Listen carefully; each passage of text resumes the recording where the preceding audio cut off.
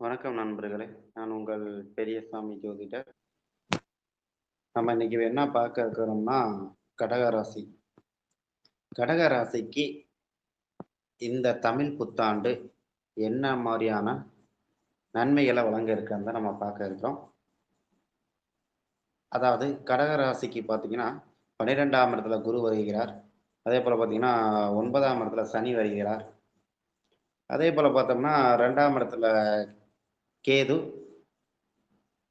8ஆம் இடத்துல வந்துட்டு ராகு. இந்த மாரியான வருட கிரகங்களின் பெயர்ச்சிகள் இருக்குது.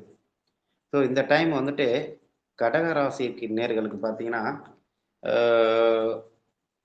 பூர்வீக சொத்துல ஏதாவது வழக்கு இந்த மாரி ஏதாவது இருந்துச்சுன்னா, அது கண்டிப்பா தீரும். வெளியில போயி அதாவது ஃபாரின் போய் படிக்கணும், இல்ல வெளி மாநிலங்கள் போய் படிக்கணும், இல்ல சொந்த ஊர விட்டு வெளிய போய் ஹாஸ்டல்ல போய் தங்கி படிக்கணும் அப்படின்னு ஆசைப்படுற மாணவ, மாணவிகளுக்கு கண்டிப்பா இந்த ஆண்டு வந்து கொஞ்சம் நல்லதாக தான் இருக்கும். அதேபோல பார்த்தீங்கன்னா, சனி பகவான் ஒரு பாவர் 9ஆம் வீட்டுக்கு வந்து சுபரா மாறும்போது, அவருக்கு அதாவது நம்ம கடக ராசி நேயர்களுக்கு ஒரு நல்ல ஒரு மதிப்பும், மரியாதையும் கிடைக்கும். வெளிநாட்ல வேலை செய்யணும், வெளிநாட்டு போய் நாங்க வேலை செய்யணும் அப்படின்னு காத்திருந்தவங்களுக்கு, அது கண்டிப்பா வந்துட்டு அது நன்மை அளிக்கும் வகையில இருக்கும்.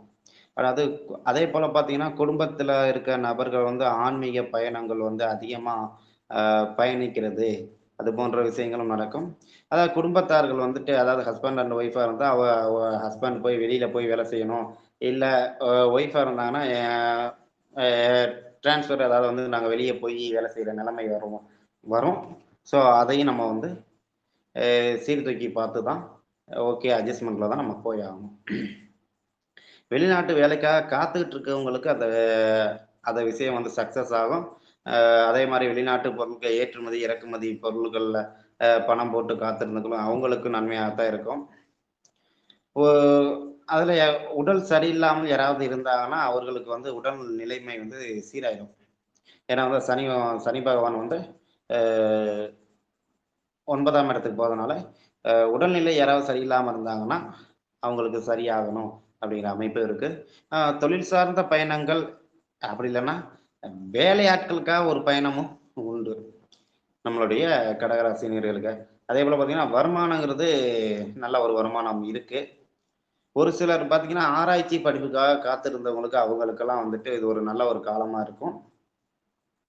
அது மட்டும் இல்லாம, அ ஒரு சிலருக்கு கடகராசிக்காரர்களுக்கு ஒரு சிலருக்கு வந்துட்டு, கல்யாணம் ஆகக்கூடிய அமைப்பு அப்படிங்கிறது இருக்குது. அதாவது கடகராசி நேயர்கள் வந்துட்டு மிதுனத்தில, அப்படி இல்லன்னா துலாத்துல, இல்லன்னா கும்பத்துல சுக்கிரன் இருக்கிறவங்களுக்கு இந்த வருஷம் வரன் பார்த்துட்டு இருந்தீங்கன்னா, அவங்களுக்கு வரன் கூடி வர்ற ஒரு அமைப்பும் இருக்குது. ஓகே. நன்றி நேயர்களே. அடுத்த ஒரு அற்புதமான தலைப்புல நம்ம சந்திக்கலாம். இன்னொரு விஷயம் சொல்ல மறந்துட்டேன்.